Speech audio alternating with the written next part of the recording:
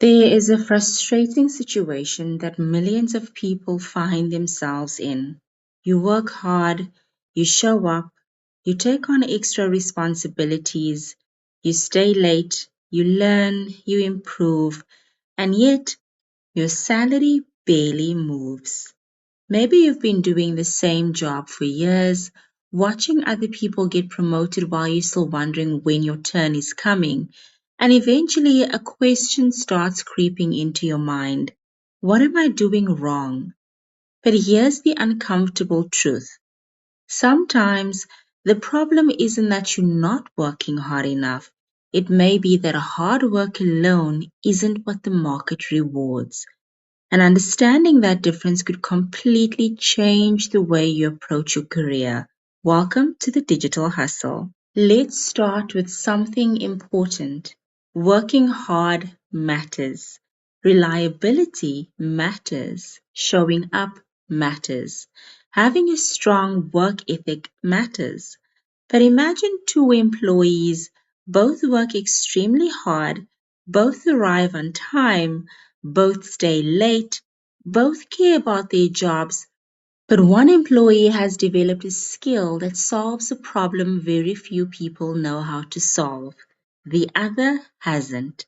When the company needs the problem solved, who suddenly becomes more valuable? That's the distinction. Effort is important, but value is what creates leverage. And this is not about blaming employees, it's about giving people agency. Instead of thinking, my company doesn't appreciate me, a more powerful question is, what can I learn that makes me more valuable? Okay, so this one can be uncomfortable. You can become incredibly good at your job without becoming significantly more valuable in the marketplace.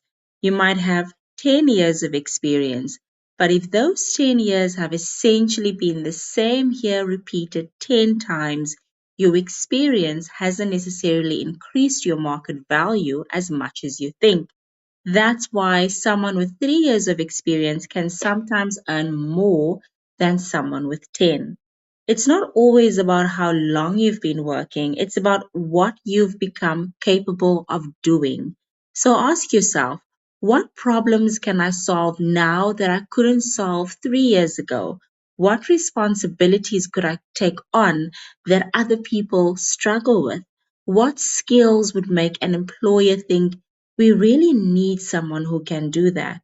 Those questions are far more powerful than simply asking, how long have I been here? And this is where things get even more interesting. We are entering a workplace where technology, automation, and AI are changing how work gets done. That doesn't mean every job is disappearing. It means the value of certain skills is changing. People who know how to use technology effectively can sometimes accomplish what previously required an entire team. Someone who understands AI, communication, data, project management, sales, automation, or digital tools may suddenly have capabilities that didn't exist in their job 5 years ago. And this creates an opportunity. You don't necessarily need to become a computer scientist.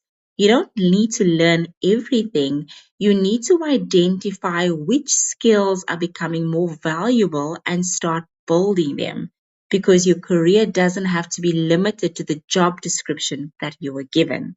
So here's where I want you to change the question. Instead of asking, how can I work harder? Try, how can I create more value? Instead of, how can I do more tasks? Ask the question, how can I solve bigger problems?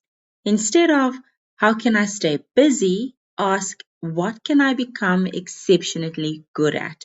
That's leverage. And leverage can come from skills, technology, relationships, communication, experience, reputation, or even the ability to teach someone else what you know. The goal isn't to become the busiest person in the room. The goal is to become someone who creates results that matter. So here's something else people don't talk about enough. Sometimes people want a promotion because They've been doing their current job for a long time, but companies don't necessarily promote people simply because they've been there longer. They promote people because they believe that person can handle the next level of responsibility. So start behaving like someone who is preparing for the next level.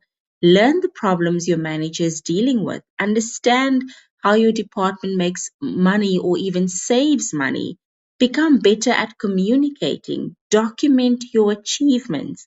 Take responsibility for outcomes. Learn skills that complement your current role.